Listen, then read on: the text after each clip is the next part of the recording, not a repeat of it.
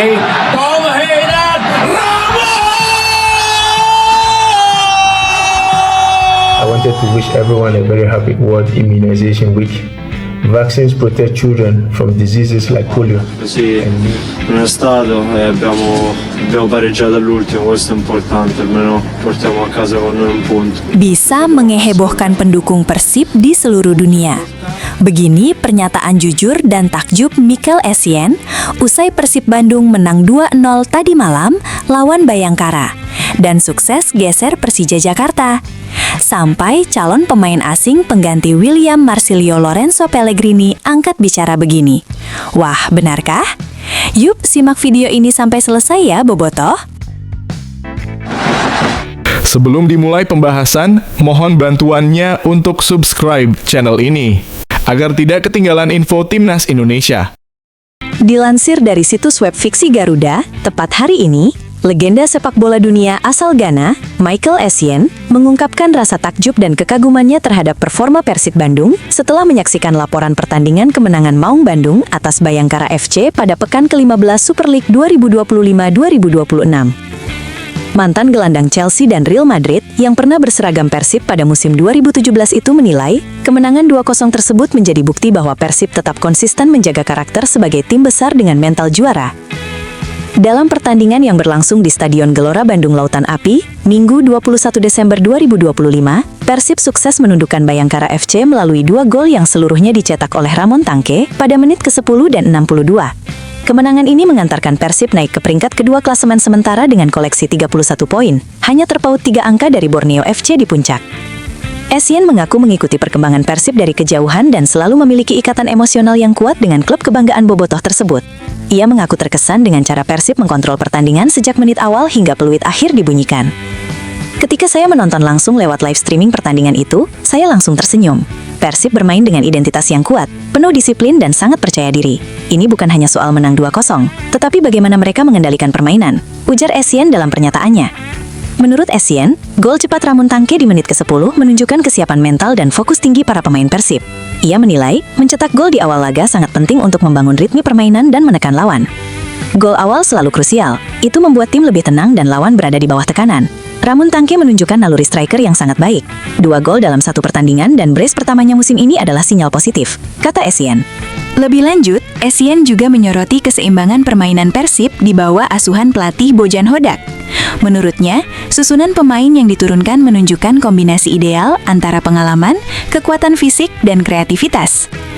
Dari penjaga gawang hingga lini depan, Persib terlihat solid.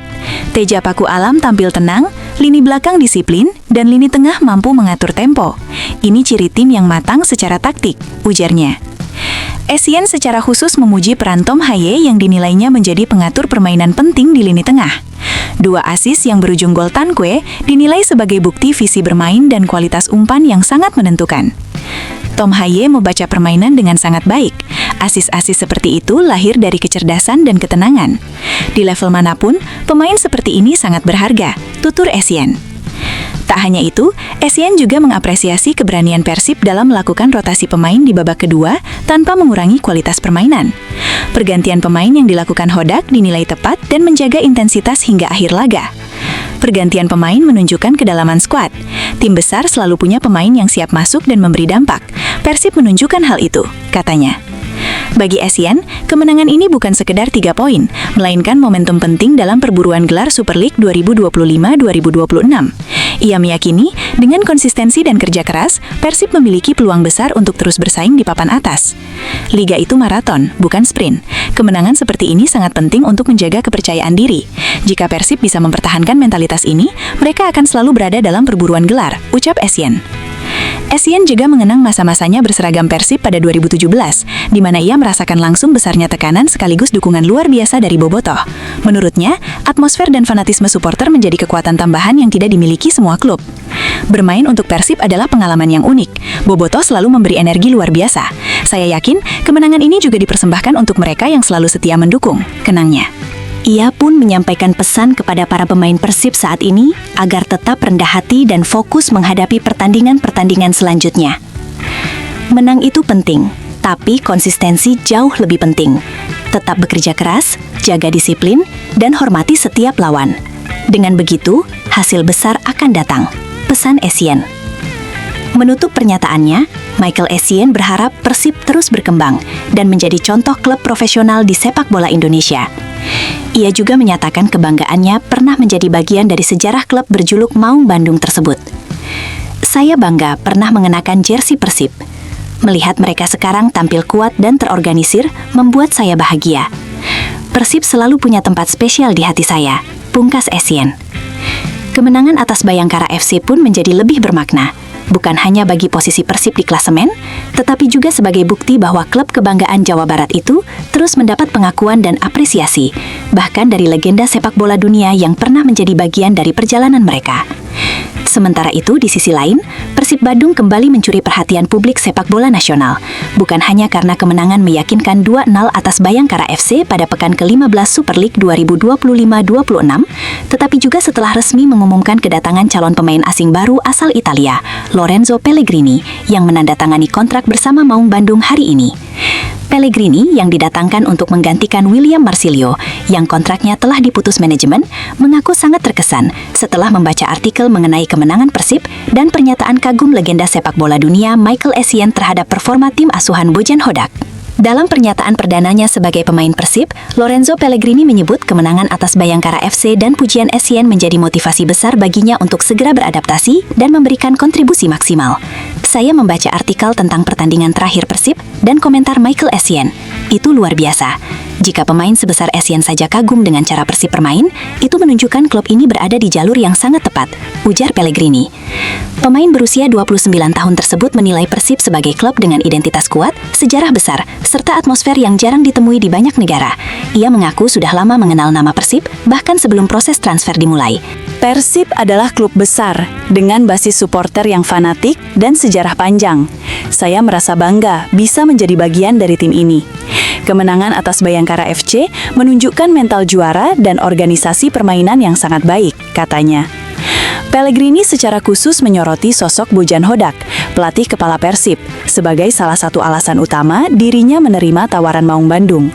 Menurutnya, Hodak adalah pelatih dengan visi jelas dan pengalaman internasional yang membuatnya yakin dengan proyek Persib ke depan. Saya sangat senang bisa dilatih oleh Bojan Hodak. Dari diskusi kami, saya melihat beliau sangat detail, disiplin, dan tahu apa yang dia inginkan dari pemain. Sebagai pesepak bola, itu sangat penting bagi perkembangan dan performa di lapangan, tutur Pellegrini. Ia juga mengaitkan gaya bermain Persib dalam laga melawan Bayangkara FC dengan filosofi sepak bola modern yang ia sukai.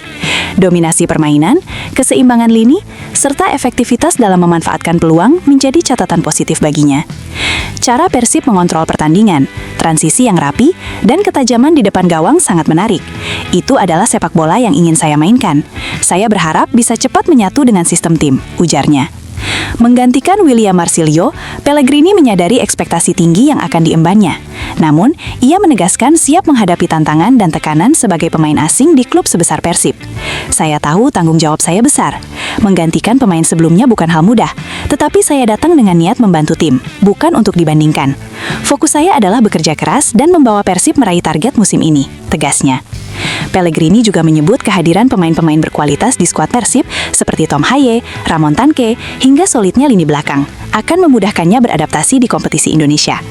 Persib punya banyak pemain berkualitas, itu membuat saya semakin yakin dengan pilihan ini. Saya ingin belajar dari mereka dan memberikan yang terbaik untuk tim, katanya. Tak lupa, Pellegrini mengungkapkan antusiasmenya untuk bermain di hadapan Boboto yang dikenal sebagai salah satu supporter paling fanatik di Asia. Saya belum merasakan langsung atmosfer stadion, tapi dari video dan cerita yang saya dengar, Boboto luar biasa. Saya tidak sabar merasakan dukungan mereka di lapangan, ungkapnya. Menutup pernyataannya, Lorenzo Pellegrini berharap kehadirannya bisa menambah kekuatan Persib dalam persaingan papan atas Super League 2025-2026, sejalan dengan optimisme yang juga disampaikan Michael Essien terhadap masa depan Maung Bandung. Persib sedang berada di momentum yang bagus. Saya ingin menjadi bagian dari perjalanan ini dan membantu klub meraih prestasi. Ini awal yang baru dan saya sangat bersemangat, pungkas Pellegrini. Dengan kombinasi performa solid di lapangan, apresiasi dari legenda dunia, serta kedatangan pemain asing anyar yang penuh motivasi, Persib Bandung semakin menunjukkan keseriusannya untuk terus bersaing di level tertinggi dan menjaga statusnya sebagai salah satu kekuatan utama sepak bola Indonesia. Tapi tunggu, benarkah kabar tersebut? Simak hasil penelusuran admin di akhir video ini ya guys. Wartawan senior M. Nigara mengungkapkan bahwa peluang John Hartman untuk menukangi timnas Indonesia sudah nyaris pasti. Menurutnya, kemungkinan tersebut sudah mencapai 99%. Dengan 1% sisanya hanya tinggal menunggu waktu hingga pengumuman resmi dari PSSI. Ia juga menyoroti kebiasaan federasi yang kerap tidak memberi ruang cukup bagi pelatih untuk membangun tim secara bertahap. Dengan target besar lolos ke Piala Dunia 2030, M. Nigara mengingatkan agar PSSI tidak digabah mengambil keputusan memecat pelatih hanya karena kegagalan jangka pendek di luar target utama tersebut. Turnamen FIFA Series yang dijadwalkan berlangsung pada Maret 2026 nantinya akan menjadi panggung debut bagi pelatih baru Timnas Indonesia. Namun, M. Nigara menegaskan bahwa ajang tersebut seharusnya tidak dijadikan tolok ukur mutlak kualitas sang pelatih. Ia menilai pelatih baru membutuhkan waktu untuk beradaptasi, menyatukan pemain, dan membangun chemistry. Ia mencontohkan saat laga melawan Australia, ketika para pemain hanya berkumpul dalam waktu sangat singkat sehingga kekompakan belum terbentuk dan banyak pemain harus tampil di posisi yang berbeda dari peran mereka di klub. Menurutnya, proses membangun tim tidak bisa dilakukan secara instan. Target utama tetap Piala Dunia 2030, dan dalam perjalanan menuju ke sana, kegagalan maupun kritik adalah hal yang wajar, asalkan prosesnya dijaga dengan baik. Hal menarik lainnya, John Hartman tidak memiliki latar belakang sebagai pemain sepak bola profesional. M. Nigara menilai fakta ini berpotensi memicu perdebatan, terutama di media sosial. Meski demikian, rekam jejak kepelatihannya justru terbilang solid. Hartman memulai karir melatih pada 2006 di Selandia Baru dengan menangani tim nasional wanita dan sukses membawa mereka tampil di Piala Dunia 2007 dan 2011 serta Olimpiade 2008. Ia kemudian melanjutkan kiprahnya di Kanada sejak 2011 hingga 2022. Bersama tim wanita Kanada, Hartman meraih medali perunggu Olimpiade Rio 2016 dan mencapai perempat final Piala Dunia Wanita 2015. Sementara bersama tim pria Kanada, ia mencatat sejarah dengan mengantarkan mereka lolos ke Piala Dunia 2022. Setelah resmi diperkenalkan sebagai pelatih timnas Indonesia, Hartman akan langsung dihadapkan pada pekerjaan rumah yang tidak ringan. M. Nigara menegaskan bahwa faktor kebersamaan dan chemistry antar pemain menjadi kunci utama. Ia menilai kondisi saat ini berbeda dengan masa lalu, ketika pemain lokal lebih sering berkumpul sehingga sudah saling memahami satu sama lain. Kini, para pemain tersebar di berbagai klub dan kompetisi, sehingga diperlukan waktu khusus untuk membangun kekompakan dan rasa kebersamaan demi menciptakan tim nasional yang solid dan kompetitif. Konfederasi Sepak Bola Asia resmi meluncurkan kompetisi baru bertajuk AFC Nations League, sebuah turnamen khusus tim nasional yang akan menjadi bagian penting dari kalender sepak bola Asia. Ajang ini dipastikan akan melibatkan timnas Indonesia dan digadang-gadang sebagai terobosan besar dalam menata ulang sistem pertandingan internasional di kawasan Asia. Kehadiran AFC Nations League diharapkan mampu menghadirkan laga-laga yang lebih terstruktur, terjadwal dengan rapi, serta memiliki tingkat persaingan yang lebih seimbang antar negara peserta. Dalam pernyataan resminya, AFC menegaskan bahwa peluncuran kompetisi ini merupakan bagian dari visi jangka panjang untuk memperkuat fondasi sepak bola nasional di seluruh negara anggota. AFC menilai selama ini banyak tim nasional Asia kesulitan mendapatkan laman uji coba yang setara, sehingga berdampak pada kualitas pertandingan internasional yang dijalani. Di sisi lain, biaya operasional yang tinggi kerap menjadi kendala, karena tidak sedikit laga internasional yang menelan anggaran besar, namun minim nilai kompetitif bagi perkembangan tim. Melalui AFC Nations League, konfederasi ingin menjawab persoalan tersebut secara sistematis dan berkelanjutan. Setiap pertandingan dirancang memiliki arti penting, baik dari sisi pembinaan pemain maupun persaingan antar tim nasional. Kompetisi ini juga direncanakan masuk ke dalam kalender resmi FIFA, sehingga laga-laganya memiliki status internasional yang diakui secara global. Pada tahap awal, AFC Nations League dijadwalkan mulai bergulir pada jendela internasional FIFA bulan mendatang. Konsep turnamen ini terinspirasi dari format serupa yang telah lebih dulu diterapkan di Eropa. AFC menilai model tersebut relevan untuk diadaptasi di Asia, tentu dengan sejumlah penyesuaian sesuai karakter, geografis, dan kebutuhan regional. Melalui format ini, tim nasional akan lebih sering bertemu lawan dengan level yang sepadan, sehingga keseimbangan kompetitif dapat terjaga. Selain itu, koordinasi terpusat diyakini mampu menekan biaya perjalanan dan logistik yang selama ini menjadi beban federasi. Sekretaris Jenderal AFC, Datuk Seri Windsor menekankan bahwa konsistensi dan kepastian kalender menjadi kunci utama dari pembentukan AFC Nations League. Ia menilai setiap negara berhak mendapatkan kesempatan bertanding secara adil dan berkualitas. Dengan jadwal yang lebih stabil, federasi di tiap negara bisa menyusun program jangka panjang tim nasional secara lebih matang dan terarah. Tak hanya berdampak pada aspek teknis, AFC Nations League juga diproyeksikan membawa keuntungan dari sisi komersial. AFC melihat adanya minat yang kuat dari sponsor dan mitra penyiaran terhadap format kompetisi baru ini. Menurut Windsor, kehadiran platform kompetisi yang terstruktur, stabilitas kalender serta insentif olahraga yang jelas akan memastikan tim nasional mendapatkan akses rutin ke pertandingan berkualitas tinggi, sekaligus mengatasi tantangan logistik dan biaya yang selama ini dihadapi. Dengan diluncurkannya AFC Nations League, peta persaingan tim nasional Asia diperkirakan akan mengalami perubahan signifikan. Turnamen ini diharapkan menjadi panggung baru untuk mendorong peningkatan kualitas sepak bola Asia secara menyeluruh, termasuk membuka peluang lebih besar bagi timnas Indonesia untuk berkembang dan bersaing di level internasional. Media asal Swiss menyoroti rencana PSSI menunjuk John Hartman sebagai pelatih timnas Indonesia dengan nada miring. Mereka bahkan menyebut keputusan tersebut sebagai sebuah blunder dan menilai Hartman tak jauh berbeda dengan Patrick Kluivert. Sejak pemecatan Kluivert pada Oktober lalu, kursi pelatih kepala skuad Garuda memang kosong. Kluivert sebelumnya harus angkat kaki usai gagal membawa Indonesia lolos ke Piala Dunia 2026. Dalam beberapa waktu terakhir, pencarian pelatih baru timnas Indonesia mengerucut pada dua nama, yaitu John Hartman dan Giovanni van Bronckhorst. Namun, Hartman disebut berada di posisi terdepan setelah kabar menyebut ia menolak tawaran dari Honduras dan Jamaika demi memprioritaskan timnas Indonesia. Isu tersebut kian menguat di dalam negeri setelah rapat Exco PSSI pada Kamis malam, 18 Desember 2025. Penunjukan mantan pelatih timnas Kanada itu pun disebut hanya tinggal menunggu waktu. Rekam jejak Hartman dinilai cukup solid, terutama keberhasilannya membawa Kanada tampil di Piala Dunia 2022. Keberhasilan tersebut terbilang istimewa karena menjadi kali kedua Kanada lolos ke putaran final Piala Dunia. Meski gagal meraih poin di fase grup, capaian Hartman tetap mendapat apresiasi luas di negaranya. Terlebih ia melakukannya saat format Piala Dunia masih diikuti 32 tim. Saat ini, format Piala Dunia telah diperluas menjadi 48 peserta, yang membuka peluang lebih besar bagi negara-negara non-unggulan. Sejumlah tim debutan seperti Tanjung Verde, Curaçao, Uzbekistan dan Yordania bahkan dipastikan tampil di Piala Dunia 2026. Sementara negara-negara yang lama absen seperti Skotlandia dan Norwegia juga kembali lolos. Dengan konteks tersebut, prestasi Hartman bersama Kanada dianggap tidak bisa dipandang sebelah mata. Meski begitu, media berbasis di Swiss, di International Window, justru menilai PSSI telah mengambil langkah keliru. Melalui akun media sosial X, @WindowInternalPod, mereka menyebut Indonesia melakukan dua kesalahan beruntun dalam menunjuk pelatih, dari Kluivert hingga Hartman.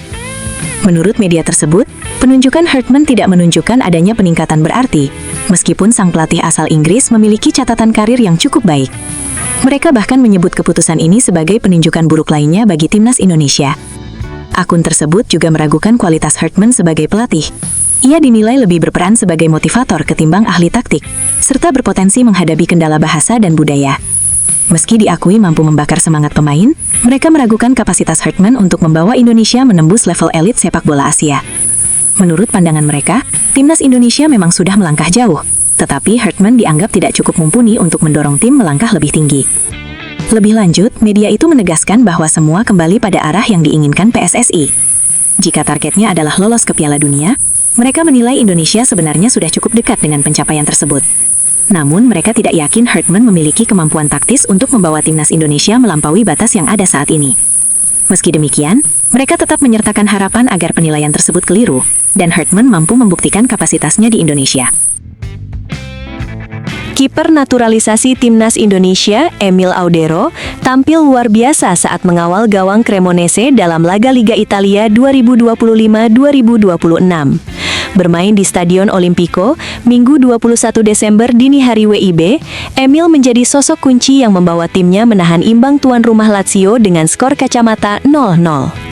Penampilan Emil Audero semakin istimewa karena Cremonese harus bermain dengan 10 orang dalam pertandingan tersebut. Meski berada di bawah tekanan, kiper berusia 28 tahun itu tetap tampil tenang dan sigap.